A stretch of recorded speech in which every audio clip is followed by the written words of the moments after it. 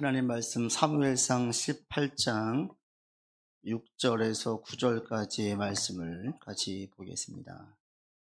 사무엘상 18장 6절로 9절.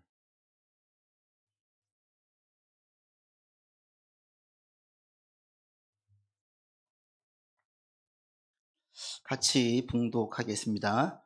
우리가 돌아올 때 곧 다윗이 블레셋 사람을 죽이고 돌아올 때에 여인들이 이스라엘 모든 성읍에서 나와서 노래하며 춤추며 소고와 경쇠를 가지고 왕 사울을 환영하는데, 여인들이 뛰놀며 노래하여 이르되 사울이 죽인 자는 천천히요 다윗은 만만이로다 한지라.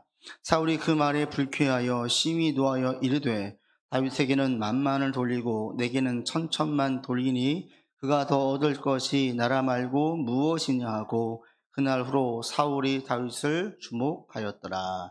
아멘. 공동체 생활을 할 때, 교회에서 사역을 하거나 또 어디에서 같이 일을 동호해서 진행을 할 때 함께하기 가장 힘든 유형 중에 한 사람이 어떤 유형의 사람이냐면 시기심이 많은 사람이에요. 시기심. 오늘 본문에 사울이 다윗을 시기하는데, 이 시기심이 많은 사람은 함께하면 잘 돼도 문제고 안 돼도 문제고, 누군가 맡기게 되어지면 그 시기심이 가득한 사람은 늘 모든 게 자기 중심으로 가야만 돼요. 자기가 돋보여야 되고, 또 자기보다 누군가 돋보이게 되어지면 그 사람은 비하하고 험담하고 이런 식으로 가가지고 공동체를 깨는 경우가 되게 많아요. 그래서 공동체 사역을 할 때 가장 경계하고, 그리고 절대 그 마음이 주도하지 못하게 해야 될 게 뭐냐면 시기심이에요. 오늘 본문에 보면 사울이 다윗을 시기하는데, 이 시기심이 얼마나 무섭냐. 힘이 있는 사람이 시기심을 발휘할 때 사울에게 어떻게 되어지느냐. 아무 이유 없어요. 아무 이유 없이 다윗을 죽이려고 들어요. 가장 첫 번째로는 그 상황에 대해서 절대 객관적으로 보지 못해요. 피해의식에 가득 차, 그 시기심에 가득 차 있는 사람은, 사울 같은 경우도 피해의식이 크고 그에 따라서 상황을 절대 객관적으로 보지 못해요. 일반적으로 상황을 오해할 수도 있죠, 우리가. 근데 거기에 대해서 설명을 하면 보통 이해를 해요. 그런데 이 시기심에 가득 차 있는 사람들은 이해를 못해요. 그리고 매우 공격적이에요. 그리고 이게 매우 감정적이에요. 사울 같은 경우에는 다윗을 죽이려고 했던 이유가 자기 아들 요나단을 그 다음 왕으로 세우기 위해서 다윗을 죽이려고 했어요. 그런데 자기 아들 요나단이 그 다윗을 변호하니까 자기 아들도 죽이려고 해요. 감정을 통제가 안 돼가지고 창을 던져가지고 아들을 죽이려고 했어요. 그 맞았으면 요나단 죽었어요. 대단히 공격적이고 감정적이고, 그리고 대단히 교만해요. 자기보다 누가 더 뛰어나면 안 돼요. 이게 힘이 있을 때 그걸 가지고 아주 압제해요. 그리고 힘이 없을 때에 시기심이 가득하면 계속 뒤에서 험담해요. 험해요. 뭔가 잘 되어지면 거기에 대해서 대단히 깎아내려요. 그거 뭐 아무나 할 수 있는 거 아니야? 힘을 실어주니까 그렇지. 나도 할 수 있을 텐데 별거 아니야. 막 이런 식으로 깎아내려요. 그리고 뒤에서 막 험담을 하고 다녀요. 그게 이 시기심에 가득 차 있는 사람의 모습이에요. 사울 같은 경우에 이런 모습을 볼 수 있고, 시기심이 이렇게 무섭구나. 그리고 제가 설교를 준비하고 묵상할수록, 오늘날 우리 한국 사회에 살고 있는 사람들이 그 어떠한 시대보다도 지금의 이 시대의 사람들이 시기심에 빠질 확률이 높구나. 이걸 제가 알게 됐어요. 우리 현재의 사람들이 누군가를 시기하는 마음을 가질 수 있겠구나. 그래서 힘이 있을 때는 막 누르고, 힘이 없을 때는 뒤에서 깎아내리고 험담하고 폄하하고 이럴 수 있겠구나. 제가 설교를 준비하면서 우리 한국 사회를 보면서 깨닫게 됐어요. 사울을 보게 되면 사울이 왜 다윗을 시기하느냐, 여러분 정말 다른 것 때문이 아니에요. 이 7절 보시면 단지 이것 때문이에요. 7절 같이 읽겠습니다. 다윗이 전쟁에 승리하고 돌아올 때에 이스라엘 사람들이 같이 환영했어요. 그때 여인들이 춤추면서 했던 노랫말 때문에 그러는 거예요. 7절 같이 읽겠습니다. 여인들이 뛰놀며 노래하여 이르되 사울이 죽인 자는 천천히요 다윗은 만만이로다. 사울이 죽인 자는 수천 명이고 다윗이 죽인 자는 수만 명이다. 이 말을 하고 있는 거예요. 이 말 때문에 다윗이 갑자기 노해가지고 8절 보시면 매우 화를 내면서 하는 말이 왜 다윗에게는 만만 수천 명 죽였다고 돌리고 왜 다윗은 수만 명이고 나는 수천 명이냐? 그러면 저 다윗에게 돌아갈 게 낮으면 다윗이 얻을 게 뭐냐? 이 나라의 왕권을 가져가는 것 말고는 뭐가 있느냐? 나가도 너무 나가는 거예요. 그냥 여인들의 노랫말 한마디에 발끈해가지고 그게 너무 생각이 확장되어서 앞으로 확 나가버려요. 그때부터 다윗을 주목해 보면서 계속 시기하는 마음을 키우는 거예요. 그러니까 어느 날 이게 분노가 치밀어가지고 그를 죽이려고 하는 데까지 가는 거예요. 이게 바로 사울이 시기했던 거예요. 근데 이게 사울이 지금 시기하는 걸 보면은 일반적이지 않아요. 여러분, 우리가 보통 누군가를 시기할 때 여러분들 시기한 적이 있으십니까? 있을 수도 있어요. 우리가 살면서 그런 마음이 들 때가 있어요. 보통 시기할 때에는 어떤 사람을 시기해요? 일반적으로 자기랑 레벨이 좀 비슷한 사람을 시기해요. 자기보다 너무나 높거나 너무 낮으면 시기하지 않아요. 보통 시기의 대상은 나와 비슷한 사람들, 나하고 좀 레벨이 맞는 만만한 사람들을 시기를 하는 거예요. 그 어느 좀 유명해진 한 8에서 10살 정도 되는 아이가, 외국 아이가 있는데, 이 억만장자의 딸이라 불리는 소녀가 유명해졌어요. 이 아이가 가면은 셀럽이 돼가지고 사람들이 막 사진 찍자 그러고 어른들이 막 울어요. 영상이 있어요. 이 아이가 올리는 게 뭐냐면 매번 사치스러운 영상을 올려요. 1600만 원짜리 시계를 차고 2000만 원짜리 핸드백을 구입을 해요. 자기 전용 제트기가 있어서 그걸 타고 명품백을 사러 다녀요. 이것을 막 영상으로 올려요. 이걸 보고 사람들이 막 환영을 하고 열광을 해요. 왜 그러겠어요? 딴 나라 사람이거든요. 나하고 같은 레벨의 사람이 아닌 거예요.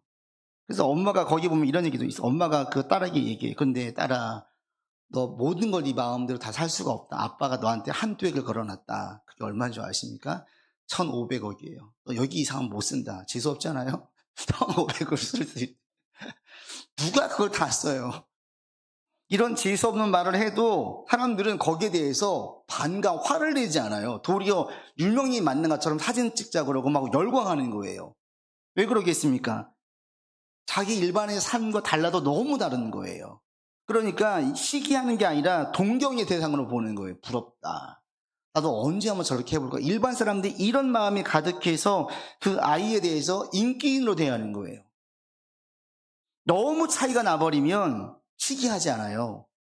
다윗과 사울은 차이가 나도 너무 나요. 사울은 왕이에요. 다윗은 일개 장수예요. 그것도 이제 막 떠오르는 장수이긴 하지만 일개 장수에 불과해요. 다윗은 지지하는 장수들도 많고 백성들도 그를 왕으로 인정하고 따라요. 사울은. 그러나 다윗은 이제 돼가지고 그를 지지하고 따른 사람이 없어요. 나중에 다윗이 도망칠 때 보십시오. 혼자 도망치지 같이 하는 사람이 없어요. 나중에 그와 함께 있던 사람들은 사울에게 억울했던 사람들, 눌렸던 사람들, 이런 사람들이 함께 오지 사울 주변에서 같이 왕권을 공고히 했던 장수들 중에 따라가는 사람은 한 명도 없어요. 그리고 이 다윗은 사울의 사위예요. 이런 다윗이 쿠데타를 일으킨다? 이건 실현 불가능한 거예요. 현실적으로 이게 말이 안 되고 다윗이 사울을 공격할 수 있는 상황이나 어떠한 요인들이 하나도 없어요. 그런데 사울은 이런 다윗을 대단히 시기해요. 자기가 레벨도 맞지 않는데 너무너무 시기하는 거예요. 만약에 다윗을 시기할 사람이 있다면 그게 누구여야 되냐면 사울의 아들인 요나단이어야 돼요. 다윗보다 한 2살 많아요. 그리고 다윗이 나오기 전에는 요나단이 인기를 얻었어요. 전쟁터에서 크게 이 주도에서 승리를 거둔 다음에 요나단이 완전 영웅이 됐어요. 그런데 이 자기 인기를 한 번에 시들게 한 사람이 다윗이에요. 그러니까 시기심을 품으려면 요나단이 품어야 돼요. 그런데 요나단은 도리어 시기하는 것이 아니라 그를 형의 마음으로 너무 좋아해요. 신앙이 좋은 이 요나단을, 다윗을 보면서 요나단은 자기 겉옷도 주고 군복도 주고 칼도 주고 활도 주고 막 줘요. 형의 마음으로. 이게 일반적인데 사울은 어찌 됐는지 너무나 그를 미워하고 싫어하는 거예요. 왜 그렇게 싫어하는지. 일반적이지 않아요. 이걸 보면은 사울이 원래 그렇게 시기심이 많은 사람인가? 이런 생각을 한번 해보게 돼요. 그런데 사울을 보면 원래 이렇게 시기심이 많은 사람이 아니었던 거예요. 원래 이런 사람이 아니에요. 성경의 인물을 묘사할 때 보면요, 보통 인물을 묘사할 때 그 인물의 특징적인 특성이나 그 인품을 언급을 해요. 그런데 사울에 대해서는 그가 시기심을 품었던, 시기심이 있는 또는 시기심이 가득한 사람으로 표현되어진 게 하나도 없어요. 왕이 되기 전까지, 왕이 된 이후에도. 그러면 왜 이렇게 사울이 다윗을 시기하게 되었는가? 시기하기 직전, 다윗이 등장하기 직전에 한 사건이 있었기 때문에 그래요. 그게 우리가 지난주에 다뤘던 하나님의 명령에 불순종하는 사건이었어요. 그리고 하나님께서 이것을 정확하게 진단하십니다. 사울이 나를 버렸으므로 나도 그를 버리겠다. 사울의 불순종은 그냥 깜빡해서 잊은 게 아니라, 따르지 않은 것이 아니라 의도적이, 그리고 마음의 결단을 내린 불순종이었어요. 어떤 결단? 이제부터 나는 하나님을 따르지 않겠다. 내가 왕이 되는 데에는 하나님께서 도와주셨고 사무엘 선지자를 통해서 내가 왕이 됐지만 이제부터는 하나님을 따르지 않겠다. 그리고 하나님을 버려요. 그리고 대신에 사람들을 택해요. 장수를 택해요. 사람들의 지지와 인정을 가장 중요하게 여겨요. 여러분, 우리가 살아갈 때 무엇인가를 포기하고 어떤 것을 추구하면 그 추구한 것에 대한 가치가 훨씬 커집니다.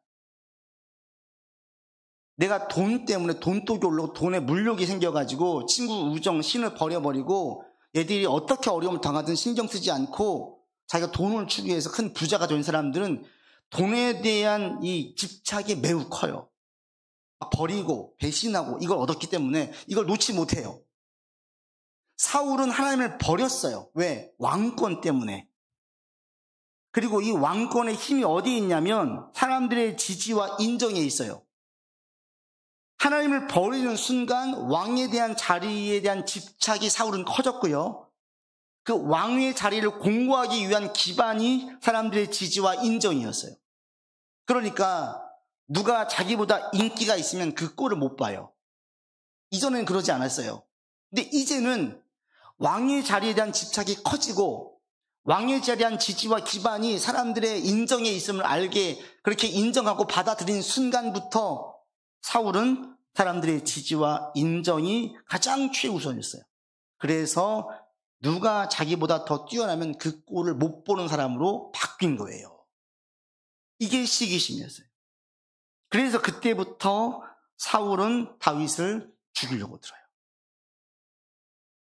사람이 언제 시기심이 생기느냐? 가장 핵심이 들어가 보니까 사람들의 인정과 지지를 가장 중요하게 여길 때 시기심이 생겨요. 원래 시기심이 많은 사람이 있느냐? 아니에요. 들어가 보니 사람들의 지지와 인정을 중요하게 여기면 여길수록 시기에 빠지게 될 확률이 높아져요. 그러니까 사람들 예의를 지키고 어떤 살아오면서 그 도리를 하는 그 정도가 아니에요.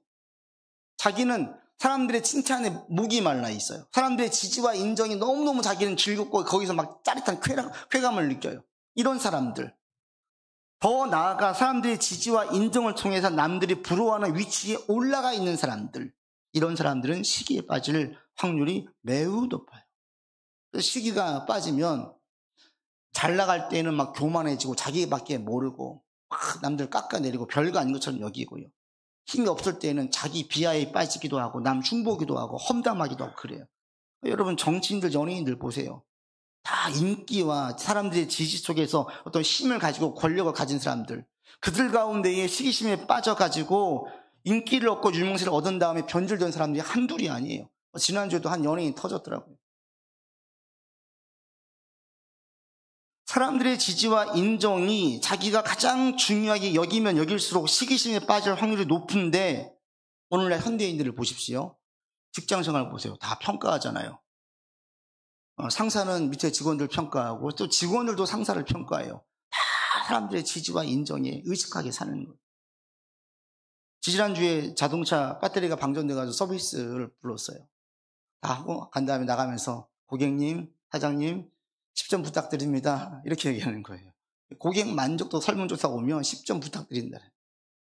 계속 의식하는 거예요. 이 의식 가운데에서 행동을 하지 진심으로 섬기는 게 아니에요. 그러다 보니까 사람들 가운데 앞서 말씀드린 시기심에 빠질 때 나타나는 증상들이 곳곳에서 나와요. 누가 자기를 무시하면 못 견뎌해요. 누가 잘 나가면, 비슷한 사람이 잘 나가면 그 꼴을 못 봐요. 막 배알이 들리고 깎아내리고 또 자기를 비하하고 나는 왜 이거밖에 안 되나 초라하게 느껴지기도 하고, 이게 전부 다 사람들의 지지와 인정을 너무나 강하게 여기고 의식하며 살기 때문에 나타난 현상이에요. 그리고 이게 심해지면 이제 시기심에 빠지는 겁니다. 여러분, 사람의 인정에 너무나 목매지 않기를 바랍니다. 사람의 인정과 지지를 강하게 바랄 때에 시기심에 빠지게 되고요. 빠질 확률이 매우 높아요. 그리고 시기심에 빠지면 내 주변 사람들이 다 힘들어요. 식구가 시기심에 빠지면 가족이 다 힘들어요. 상사가 시기심에 빠지면 그 지휘 아래에 있는 사람들은 다 고통을 받아요. 그리고 누구보다도 내가 시기심에 빠지면 내가 제일 힘들어요. 사울이 시기심에 빠지는 순간부터 사울은 마음에 평안이 없어요. 늘 쫓기는 마음이에요. 저 다윗을 죽이기 전까지는 마음 편치 않아요. 머리 신경 한 곳은 계속 저 다윗에게 가 있어요. 저 죽여야 되겠는 거예요. 근데 이게 누가 봐도 납득이 안 되는 건데 사울은 죽여야만 끝나겠는 거예요. 그래서 마음에 평안이 없어요. 시기심에 빠지면 사람들이 인정을 갈급하고 이걸 되게 중요하게 여기면 중요하게 여길수록 마음에 평안이 없습니다. 여러분, 제가 근데 계속 말씀드리지 않았어요? 사람들이 얼마나 얄팍하고 얼마나 변덕스러운지, 사람들의 인정과 지지가 얼마나 편하기 쉬운지. 오늘 환호이고 지지에 있던 사람이 하루아침에 가시돋친 말을 하고 돌을 던지는 경우가 허다하지 않아요. 우리의 본심을 알아주고 헤아려주는 사람들이 얼마나 누가 있습니까? 세상에 한 명도 없습니다. 한 명도. 내 마음을 제대로 온전히 헤아려주고 이해해줄 인간은 없어요. 그래서 사람들의 지지에 너무나 힘을 쏟으면 내가 힘들어요. 내가 힘들어요. 여러분, 사람의 인정에 힘쓰지 말고 하나님의 인정에 힘쓰는 여러분들 되기를 바랍니다. 신실한 그리스도인을 서게 되어지면요, 시기심에 빠질 위험이 현저히 줄어들어요. 왜냐하면 하나님의 인정에 힘쓰거든. 신실한 그리스도인들은 사람의 인정보다는 하나님의 인정이 더 커요. 점점점 그러면 사람의 인정을 받으려는 욕구는 줄어들어요. 사람의 평가가 별로 중요하지 않게 되어져요. 그럼 어느 순간부터 내가 자유해져요. 편해요. 늘 사람을 의식하는 사람들은 행동에 계속 자기 스스로가 규제하고 스트레스를 받아요. 또 어느 순간부터 이게 자유해지는, 편안해지는. 사람들에게 인정받으려고 애를 쓰는 것이 아니라 하나님에게 인정받으려고 힘을 쓰는 여러분들 되기를 바랍니다. 하나님처럼 내 마음을 헤아려주고 알아주는 분이 없어요. 그리고 이 시기에 한번 빠지면 헤어나오기가 너무 힘들어요. 다윗이 아무리 왕에게 충성을 보여도 사울은 그냥 죽여야 되겠는 거예요. 심지어 자기 아들이 그렇게 설득을 해도 듣지 않는 거예요. 시기심에 빠지면 저 사람이, 내가 시기한 사람의 모든 행동, 모든 말, 모든 상황들을 전부 다 이 시기심의 안경을 쓰고 보기 때문에 저 대상이 제거되고 사라지기 전까지는 그 생각을 바꾸지 않아요. 이게 시기심의 무서움이에요. 그 주변에 이런 사람이 있으면 사실 멀리하는 게 제일 좋죠. 그런데 우리가 살면서 이런 사람을 멀리할 수 있어요? 항상 그럴 수는 없어요. 직장의 상사일 수도 있고 주변 친구일 수도 있고. 사울이 왕으로 있는 한 그 아래에 있는 모든 사람들은 사울의 시기심으로 부정적인 영향을 받았듯이, 만약 내가 다니는 회사의 사장이 시기심이 차 있다. 늘 경쟁, 회사에 대한 마음이 막 싫어하고 분노하고 이겨야 되겠다는 마음이 가득 차 있고, 또 뭐 직원들 앞에서 내가 왕으로 군림해야 되고 이 마음이 가득 차 있다. 그럼 그 밑에 있는 모든 직원들은 다 피해를 보는 거예요. 피할 수가 없어요. 그런데 우리 주변에 의외로 시기심에 빠져 있고 시기심을 겪는 사람들이 많아요. 앞서 말씀드린 것처럼 한국 사회의 분위기는 사람들의 지지와 인정이 되게 중요한 요소로 자리를 잡았기 때문에 사람들이 시기심에 빠질 확률이 매우 높아졌어요. 그럼 이런 시기심에 빠진 사람들로 인해서 어려움을 겪을 때 우리가 어떻게 해야 됩니까? 보통 어떻게 해요? 일반적으로는 한 대 맞으면 한 대 때리죠. 이게 보통이에요. 다윗을 보면 다윗은 절대 그렇게 하지 않았어요. 맞대응하지 않아요. 감정적으로 불끈 우리가 올라오지만 다윗도 처음에 사울을 2번 죽일 기회가 있었는데 첫 번째 죽일 기회 때에는 그 마음이 있어서 겉옷을 베요. 근데 이게 은근히 표현하는 거예요. 내가 당신 죽일 수 있었는데 안 죽였어. 표현하는 거예요. 근데 그 다음엔 다윗이 돌이켜 회개해요. 하나님께 기름 부은 그 사람 내가 할 수가 없다. 하나님께 맡기고 마음의 결단을 내려요. 근데 그게 다윗은 너무 잘한 거였어요. 누군가 시기심에 빠져서 나를 괴롭힐 때, 또 어려움을 겪을 때 우리가 어떻게 해야 돼요?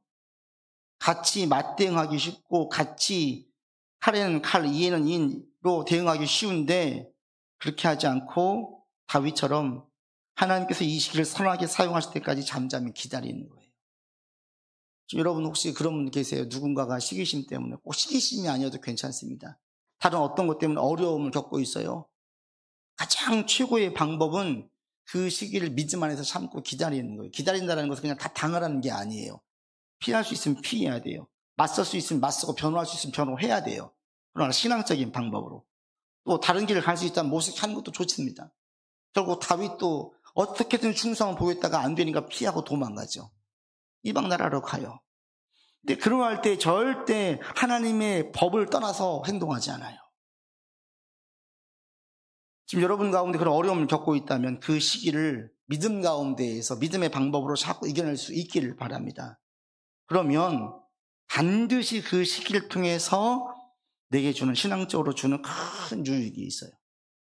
시기심뿐 아니라 다른 어떤 이유에서건 우리가 시련과 환란이 올 때 그것을 신앙 안에서 견뎌내면 이것은 우리에게 온전한 큰 유익을 줍니다. 어떤 유익을 주는지 아십니까? 온전히 하나님만 의지하고 신뢰하는 시간을 갖게 만들어요. 내 편이 한 명도 없다고 느낄 때가 있어요.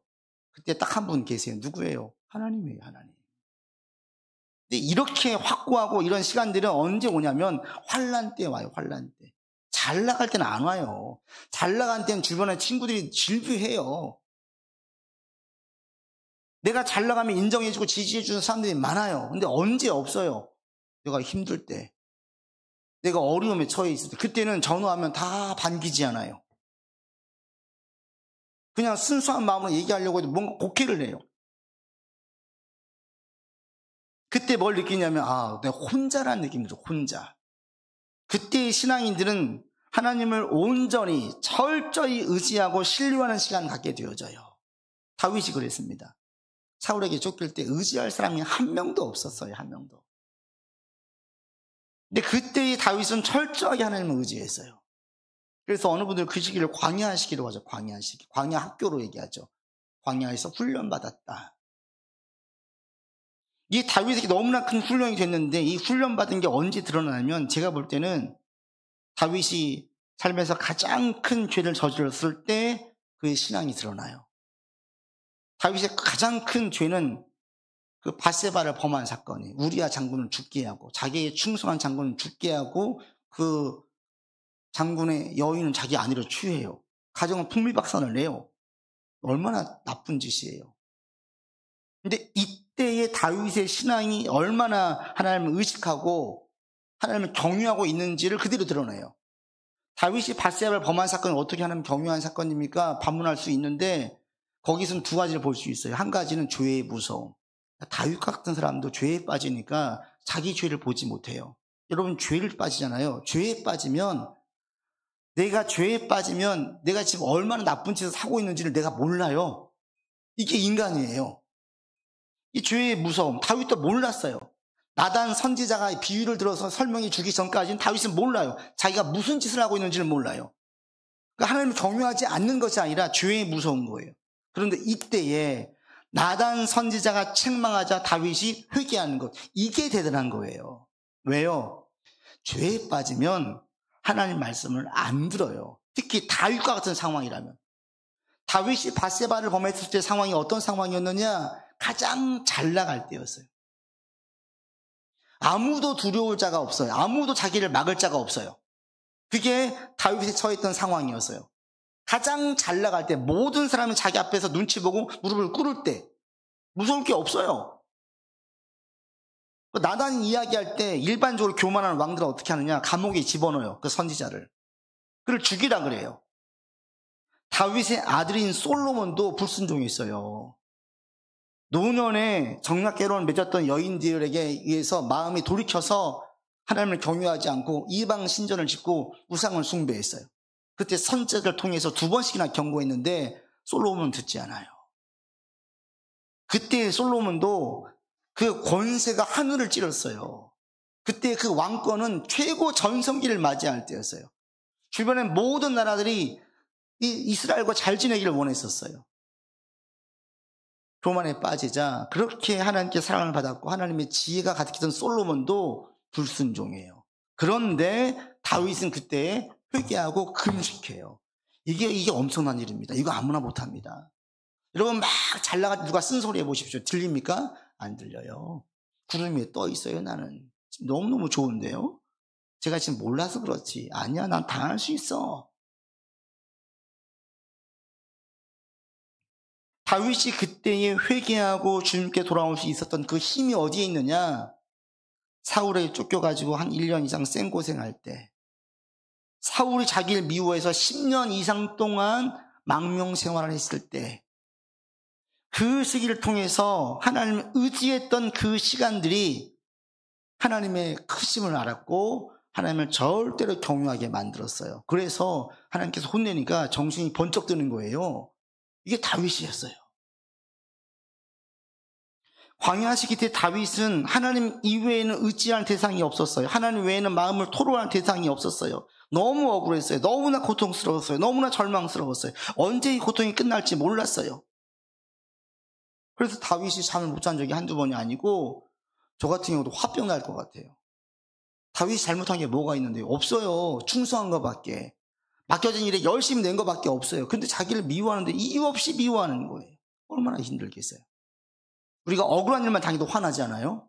그런데 그냥 이 억울한 소리만 들어도 화가 나는데 자기를 막 죽이려고 달렸을 때 너무너무 이게 감정이 안 되죠. 그러니까 다윗도 한 번씩 토로해요. 하나님, 이 원수를 대신 갚아주십시오. 헤아려 주십시오. 잊지 말아 주십시오. 시편에 보면 이런 다윗이 자기 마음을 막 토로해요. 다윗은 그 당시에 기도드리지 않고는 잠을 잘 수가 없었어요. 하나님의 약속을 신뢰하지 않고는 그 시기를 견딜 수가 없었어요. 그게 그 힘든 한 13년, 4년의 시간이었어요. 최소. 얼마나 힘들었겠어요.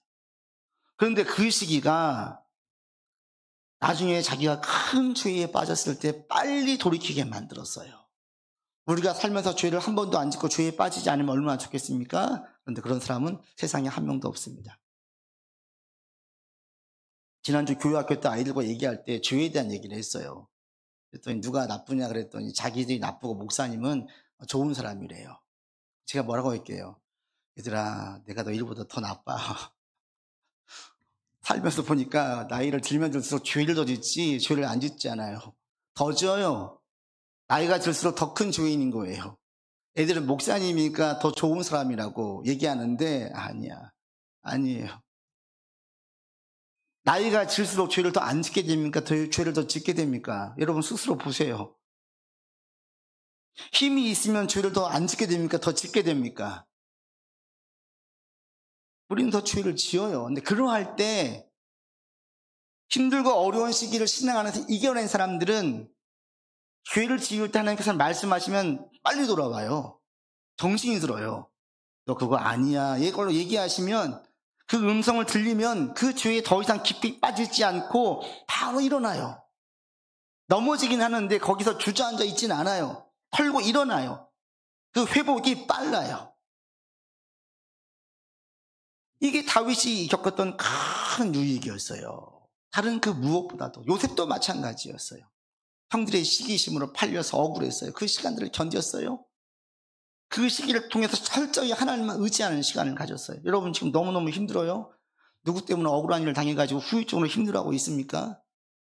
그 고난과 시련 가운데에서 지금 힘들고 어려운 시간을 계속 보내고 있습니까? 여러분 이 시기가 내 일생에 있어서 너무너무 중요한 시간이 될 수 있습니다. 하나님을 더욱더 의지하세요. 온전히 하나님만 의지할 분은 하나님뿐임을 기억하세요. 하나님 말고 그 누구도 하나님처럼 내 마음을 헤아려주고 알아줄 사람이 없음을 여러분 분명하게 아세요. 이걸 계속 곱씹고 깨달을수록 우리는 힘들고 어려울 때, 죄를 지을 때에 더 큰 죄에 빠지지 않고 돌아올 수 있어요. 말씀을 맺습니다, 여러분. 사람들의 지지와 인정, 이 중요한 시대에 우리가 살고 있습니다. 그런데 사람들의 지지와 인정보다도 더 귀하고 크게 볼 게 하나님의 지지와 인정이에요. 하나님은 지금 여러분을 어떻게 보고 계실까요? 스스로 자문해 보십시오. 나를 보면서 기특하다, 대단하다, 대견하다 라고 말씀하실까요? 너 어서 그 죄 그만 짓고 돌이켜라 라고 말씀하실까요? 이게 왜 그렇게 세상 재미에 빠져 있냐 라고 얘기하실까요? 그래, 네가 그래도 신앙 안에 살려고 애를 쓰고 있구나 라고 머리를 쓰다듬어 주실까요? 물어보십시오. 하나님의 시각, 하나님의 시선에서. 그리고 힘들고 어려운, 시기심이든 어떤 기타 이유로 힘들고 어려운 가운데 있다면 이 시기 가운데에 하나님을 의지하면서 하나님의 방식으로 견딜 수 있기를 바랍니다. 고백하십시오. 하나님만큼 내가 의지할 분은 없다. 계속 이걸 자꾸 경험하세요. 이게 쌓이게 하세요. 이게 언제 저력을 발휘하냐면 앞서 말씀드린 것처럼 내가 잘 나가고 형통해서 죄에 빠지려고 할 때, 교만에 빠지려고 할 때, 그때 나를 잡아줘요. 그때 깨어있게 만들어요. 그리고 하나님께서 반드시 이 고난의 터널을 벗어나게 끌어주실 것입니다. 분명해요. 그 시기까지 여러분 신앙 안에서 견디고 이겨낼 수 있는, 그래서 힘듦의 시간들이 내 신앙을 더 단단하게 만드는 그런 시간으로 삼으시기를 바랍니다. 기도하겠습니다. 아버지 하나님, 사울이 다윗을 시기합니다. 사람의 지지와 인정을 가장 귀하게 여기고 왕의 자리에 집착하게 되어지자 시기심이 많은 자로 변질되어졌습니다. 하나님, 우리 또한 얼마든지 시기심에 빠질 수 있음을 고백합니다. 사람의 지지와 인정을 크게 보지 않는 우리 되기를 원합니다. 하나님의 지지와 인정을 가장 귀하게 여기고 사는 우리가 되기를 원합니다. 하나님, 우리의 중심이 사람에게서 하나님에게로 옮겨지게 도와주시고 하나님 보시기에 합당한 삶을 살 수 있도록 우리를 인도하여 주시옵소서. 주님, 여러 이유로 힘들고 어려운 가운데 있습니다. 그들을 위로해 주시고 이들 가운데 함께 해주시고 하나님 믿음의 방법으로 하나님 안에서 이 문제들을 맞서고 견디고 헤쳐나갈 수 있도록 인도하여 주시옵소서.